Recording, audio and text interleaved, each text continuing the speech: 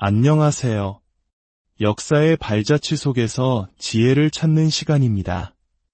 오늘 우리는 시간의 강을 거슬러 올라가 약 2000년 전 세상의 역사를 바꾼 한 위대한 움직임의 시작점으로 여행을 떠나보려 합니다. 그들은 어떻게 로마 제국이라는 거대한 힘 앞에서 쓰러지지 않고 오히려 불꽃처럼 일어나 세상을 변화시킬 수 있었을까요? 그 폭발적인 에너지의 근원은 과연 무엇이었을까요? 오늘의 이야기가 여러분의 마음에 깊은 울림을 주리라 믿습니다. 잠시 귀를 기울여 주시는 동안 이 말씀이 더 많은 이들에게 전해질 수 있도록 구독과 좋아요로 함께해 주신다면 하나님의 은혜를 나누는 귀한 사역에 동참하시게 되는 것입니다. 여러분의 삶에 주님의 평안이 가득하기를 기도하며 이제 이야기의 문을 열겠습니다. 솔직히 고백하자면 오늘 나눌 주제는 다른 누구보다 제 자신을 위한 것입니다. 설교를 준비하며 거울 속 제 모습을 들여다볼 때마다 한때 제 삶의 중심이었던 이 중요한 가치를 저 역시 시간의 흐름 속에서 조금씩 놓치고 있었다는 사실을 깨닫게 됩니다. 그래서 오늘 이 시간은 여러분에게 무언가를 가르치기 위함이 아니라 우리 모두가 함께 본질을 되찾고 바로 서기 위함입니다. 우리가 이 진리를 바로 세울 때 하나님께서 우리 각자의 삶과 공동체, 나아가 이 세상을 통해 놀라운 일을 행하실 것이라 믿기 때문입니다. 자, 이제 시작하겠습니다. 오늘 우리가 함께 탐험할 단어는 에클레시아입니다. 조금은 낯설게 들릴 수 있는 이 그리스어 단어는 1세기 예수님을 따르던 사람들의 움직임을 설명하기 위해 사용된 단어입니다. 신약 성경 원문에서 이 단어는 예수님의 가르침으로 세워지고 그의 죽음과 부활로 힘을 얻은 공동체를 지칭합니다. 우리는 오늘날 이 에클레시아를 교회라고 부릅니다. 하지만 에클레시아라는 단어의 본래 의미는 건물을 뜻하는 교회가 아닙니다. 문자적으로는 모임 또는 회중을 의미합니다. 특히 1세기 당시에는 어떤 특별한 목적을 위해 부름받은 사람들의 모임이라는 뜻으로 사용되었습니다. 예수님의 에클레시아는 바로 그분을 따르고 그분이 가르치신 하나님 나라의 윤리를 실천하며 온 세상을 그 위대한 부르심에 동참하도록 초대하기 위해 모인 사람들이었습니다. 그래서 우리는 지금 교회의 가장 원초적인 모습, 그 첫걸음을 돌아보려 합니다. 2000년 전 예수님의 발치에 앉아 직접 그분의 숨결과 음성을 느끼며 가르침을 받았던 초대교회 성도들의 삶을 들여다보는 것입니다. 그들은 예수님께서 나의 에클레시아를 세우실 때 어떤 그림을 그리고 계셨는지 누구보다 잘 이해했던 사람들입니다. 물론 신앙의 표현 방식은 시대와 문화에 따라 변할 수 있습니다. 하지만 우리를 향한 예수님의 근본적인 사명은 결코 변하지 않았습니다. 우리는 그분의 본래 의도를 잊어서는 안 됩니다. 역사가 증명하듯 교회가 그 길에서 벗어날 때 세상은 혼란에 빠졌습니다. 교회가 길을 잃으면 사회는 그 대가를 치르게 됩니다. 인간의 존엄성과 인권의 토대가 흔들리기 때문입니다. 생각해 보십시오. 만약 하나님이 없다면 선과 악을 가르는 절대적인 기준은 어디에 있겠습니까? 그 기준이 각자의 마음속에 있다면 결국 나에게 옳은 것이 곧 선이 되고 맙니다. 하지만 우리 밖에 절대적인 기준이 존재할 때 비로소 우리 사회는 함께 붙들 수 있는 가치를 갖게 됩니다. 구약의 한 구절처럼 하나님이 없는 시대에는 사람이 각기 자기의 소견에 옳은 대로 행하게 될 뿐입니다. 그렇기에 교회가 바로 서는 것은 이토록 중요합니다. 그리고 바로 우리 세대의 교회가 바로 우리입니다.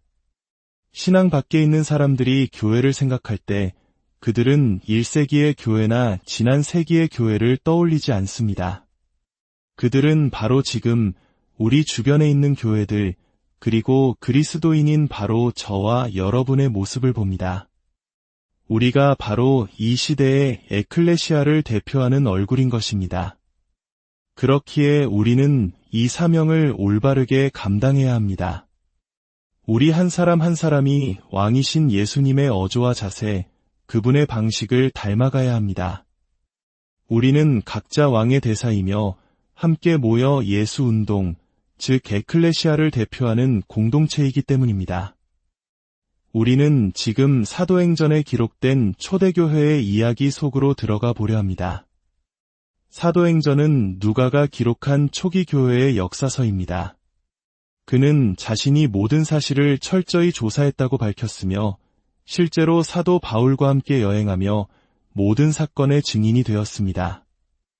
이야기는 예수님께서 부활하신 지 불과 몇 주 후에 예루살렘에서 시작됩니다.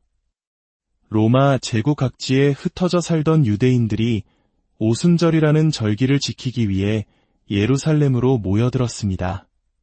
바로 그때 베드로와 요한을 비롯한 사도들, 즉 부활하신 예수님을 직접 목격한 이들이 번잡한 예루살렘 거리로 나아가 선포하기 시작했습니다. 하나님께서 세상에 새로운 일을 행하셨습니다. 그분은 온 세상을 위해 메시아, 곧 마지막 왕을 보내셨습니다. 우리가 그분이 하나님의 아들이심을 아는 이유는 그분이 바로 이 성벽 밖에서 십자가에 못 박히셨고 하나님께서 그를 죽은 자 가운데서 다시 살리셨기 때문입니다. 우리는 책에서 읽은 것이 아닙니다. 전에 들은 것도 아닙니다. 우리는 바로 그 모든 일의 목격자입니다. 수많은 군중 앞에서 베드로가 외쳤습니다. 회개하고 여러분 각자는 예수 그리스도의 이름으로 세례를 받아 죄 사함을 받으십시오. 이 말은 당시 유대인들에게는 엄청난 충격이었습니다. 이미 하나님의 선민이라 믿었던 그들에게 새로운 이름, 예수의 이름으로 다시 태어나야 한다는 선포였기 때문입니다. 부활하신 예수를 목격한 증인들의 힘있는 외침에 그날 하루에만 약 3,000명의 사람들이 메시지를 받아들이고 세례를 받았습니다. 에클레시아의 첫날은 이렇게 세상을 향해 열린 다문화적이고 폭발적으로 성장하는 운동으로 시작되었습니다. 이후 사도들은 계속해서 가르치고 복음을 전했으며 무리는 점점 더 커졌습니다. 예루살렘에 모였던 많은 사람들이 고향으로 돌아가지 않고 머물렀습니다. 너무나 새롭고 놀라운 일이 벌어지고 있었기 때문입니다. 군중은 유대교의 가장 성스러운 장소인 성전으로 모여들기 시작했습니다. 이것은 곧 문제가 되었습니다. 예수님의 제자들이 성전 마당에 모여 사실상 기존의 성전 시스템을 대체할 새로운 구원의 길에 대해 이야기하고 있었기 때문입니다. 이는 기존 질서의 중심에 있던 대제사장과 종교 지도자들의 심기를 건드렸습니다. 어느 날 오후 3시 베드로와 요한이 기도하러 성전으로 올라가고 있었습니다. 성전의 특정문 앞에는 태어날 때부터 걷지 못하는 한 사람이 앉아 구걸하고 있었습니다.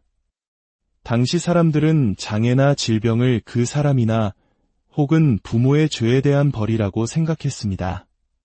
심지어 어떤 랍비들은 장애를 가진 사람 옆을 지날 때 의로운 재판관이시여 찬미 받으소서라고 말하라고 가르치기도 했습니다. 그 사람의 고통이 하나님의 공의로운 심판의 결과라고 여겼기 때문입니다. 하지만 예수님은 그런 생각에 동의하지 않으셨습니다. 그리고 예수님의 제자였던 베드로와 요한도 마찬가지였습니다. 구걸하는 그를 향해 베드로가 말했습니다. 은과 금은 내게 없지만 내게 있는 이것을 당신에게 주니 나사렛 예수 그리스도의 이름으로 일어나 걸으시오.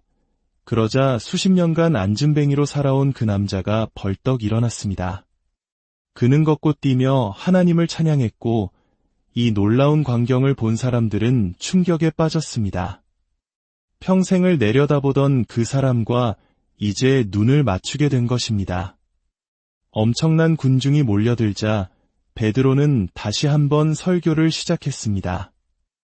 그는 이 모든 기적이 나사렛 예수의 이름으로 일어났음을 분명히 선포했습니다. 그리고 설교의 끝에 그는 성전뜰에 서서 종교 지도자들을 향해 이렇게 외쳤습니다. 여러분은 생명의 주를 죽였습니다. 그러나 하나님은 그를 죽은 자 가운데서 살리셨으며 우리가 이 일의 증인입니다. 그러니 회개하고 하나님께로 돌아오십시오. 그러면 여러분의 죄가 지워질 것입니다. 죄가 지워진다는 말은 그들의 심기를 정면으로 건드렸습니다.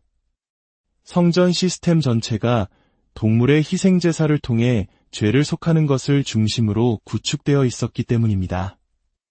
베드로의 설교는 이제 이 성전 건물이 더 이상 필요 없다는 선언과도 같았습니다. 이는 신성모독이었고 그들은 이 움직임을 멈춰야만 했습니다. 결국 대제사장은 성전 경비대에게 베드로와 요한을 체포하라고 명령했습니다. 하지만 그날 말씀을 들은 사람들 중 약 5,000명이나 되는 사람들이 믿음을 받아들였습니다. 베드로와 요한은 감옥에 갇혔습니다. 당시의 감옥은 기어 올라올 수 없는 깊은 구덩이에 사람을 던져넣고 뚜껑을 덮는 식이었습니다. 어둡고 축축한 최악의 환경 속에서 그들은 밤을 보냈습니다. 자신들을 체포한 자들이 바로 예수님을 체포하여 십자가에 못 박은 자들이라는 사실을 알았기에 그들은 자신들의 목숨이 위태롭다는 것을 직감했습니다. 어쩌면 이 밤이 지상에서의 마지막 밤이 될 수도 있었습니다. 다음 날 대제사장과 장로들은 그들을 공개 재판에 세웠습니다. 예수님을 따르는 다른 사람들에게 본보기를 보여주기 위함이었습니다. 하지만 그것은 큰 실수였습니다. 재판정에는 어제 치유받은 그 남자도 두 발로 굳건히 서서 나타났기 때문입니다. 이것은 기적이 실제로 일어났다는 움직일 수 없는 증거였습니다. 재판관들이 베드로와 요한을 위협하며 다시는 예수의 이름으로 말하지 말라고 경고했을 때 베드로는 조금도 위축되지 않고 다시 한번 설교를 시작했습니다. 그는 도시에서 가장 강력한 권력자들인 대제사장과 그의 친족들을 정면으로 마주보며 말했습니다. 여러분이 십자가에 못 박았으나 하나님이 죽은 자 가운데서 살리신 나사렛 예수 그리스도의 이름으로 이 사람이 건강하게 되어 여러분 앞에 서 있습니다. 사도행전의 저자인 누가는 그 순간을 이렇게 기록합니다. 그들이 베드로와 요한이 담대하게 말함을 보고 그들이 본래 학문 없는 평범한 사람인 줄 알았다가 이상히 여기며 또 전에 예수와 함께 있던 줄도 알더라. 권력자들은 깜짝 놀랐습니다. 교육도 받지 못한 갈릴리의 평범한 어부들이 어떻게 저런 용기를 가질 수 있단 말인가? 그들은 그 용기의 근원이 무엇인지 깨달았습니다. 바로 그들이 예수와 함께 있었던 사람들이라는 사실이었습니다. 결국 그들은 베드로와 요한을 풀어줄 수밖에 없었습니다. 증거가 너무나 명백했기 때문입니다. 위협과 함께 풀려난 그들은 동료들에게 돌아갔습니다. 여기서 우리는 다시 한번 이야기의 핵심을 짚고 넘어가야 합니다. 초대교회 성도들의 믿음의 기초는 무엇이었을까요? 그것은 예수님의 훌륭한 가르침이 아니었습니다. 그들은 예수님의 모든 가르침을 들었지만 그분이 체포되셨을 때 모두 도망쳤습니다. 그들이 목숨을 걸고 다시 일어설 수 있었던 유일한 이유는 바로 사건 때문이었습니다. 하나님께서 예수님을 죽음에서 다시 살리셨다는 역사적 사건, 즉 부활이었습니다. 부활이 에클레시아라는 운동을 시작시켰고 이 운동이 수십 년 후에 우리가 아는 성경을 탄생시킨 것입니다.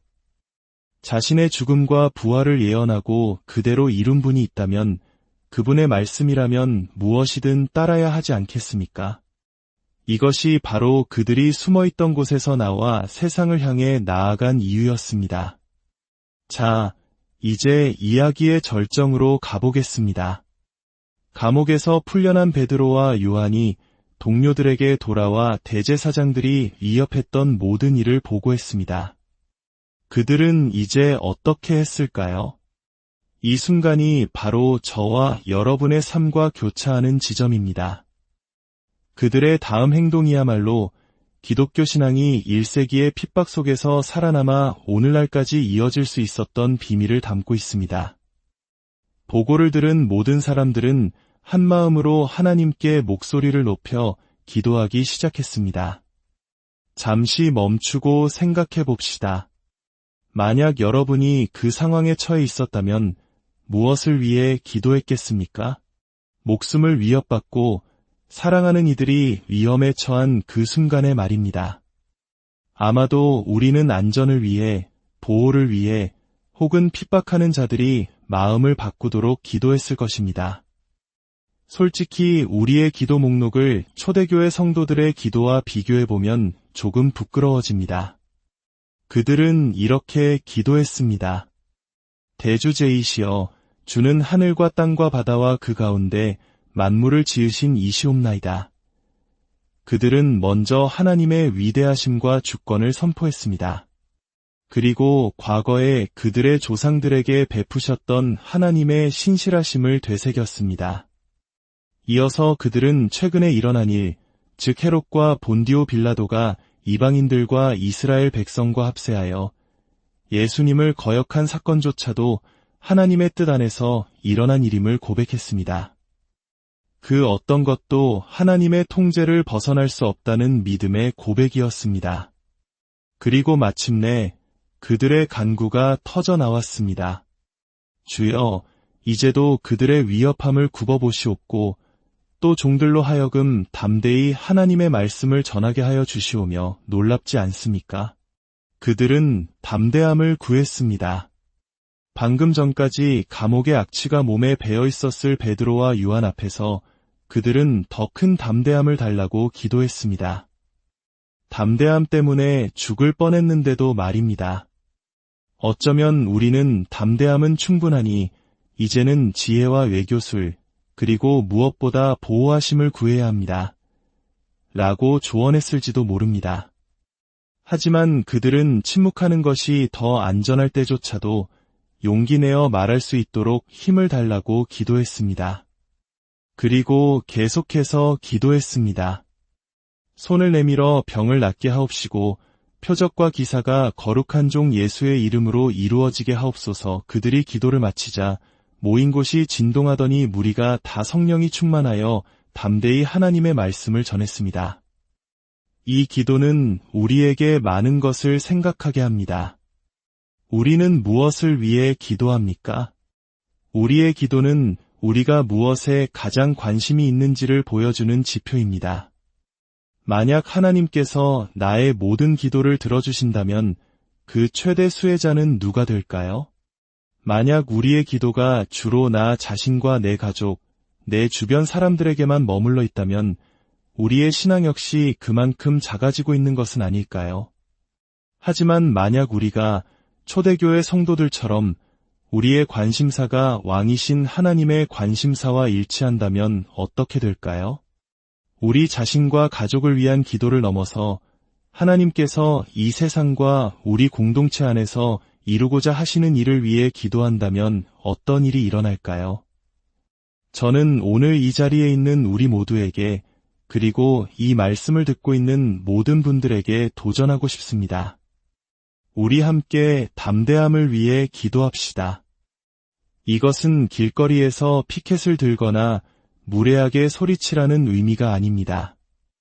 성경은 우리에게 세상 사람들로부터 존경을 받을 만한 삶을 살라고 가르칩니다. 여기서 말하는 담대함이란 이런 것입니다. 바로 두려움이 그냥 입 다물고 있어 라고 속삭일 때 그것을 넘어 입을 열 수 있는 용기입니다. 우리에게는 모두 그런 순간이 있습니다. 직장 동료가 힘들어할 때, 친구가 잘못된 길로 가고 있을 때, 내면에서 무언가 말을 해야 한다는 속삭임이 들려옵니다. 하지만 내가 뭐라고 말하지? 혹시 관계가 어색해지면 어떡하지? 하는 두려움이 우리의 입을 막습니다.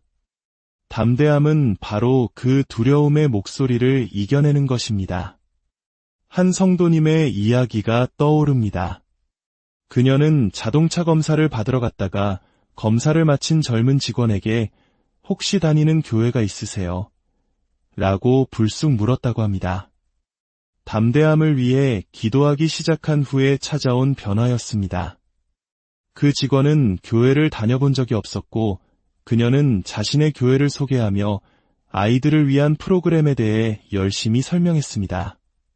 그리고 이렇게 말했습니다. 이번 주에 우리 교회에 한번 와보세요. 제 옆자리에 앉으시면 돼요. 그 젊은 엄마가 세 자녀와 함께 정말 교회에 나올지는 알 수 없습니다.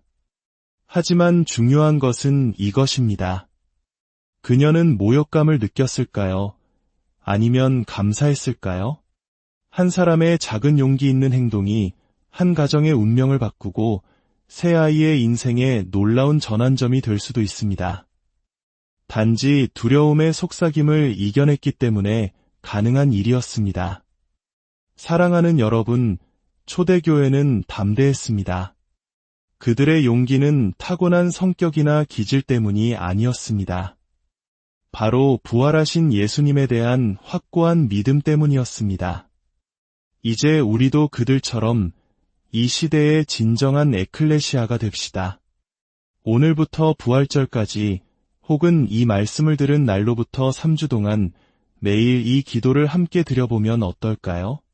하늘에 계신 아버지, 두려움이 제게 입을 닫으라고 속삭일 때 입을 열 수 있는 용기를 주옵소서. 이 기도를 시작할 때 하나님께서 여러분의 삶에 어떤 놀라운 기회들을 열어주시는지 똑똑히 보게 될 것입니다. 당신의 작은 용기를 통해 누군가의 삶에 놀라운 이야기가 시작될 수 있습니다. 오늘의 이야기가 여러분의 마음에 용기의 씨앗이 되기를 바랍니다. 주님께서 여러분과 함께 하시고 여러분의 모든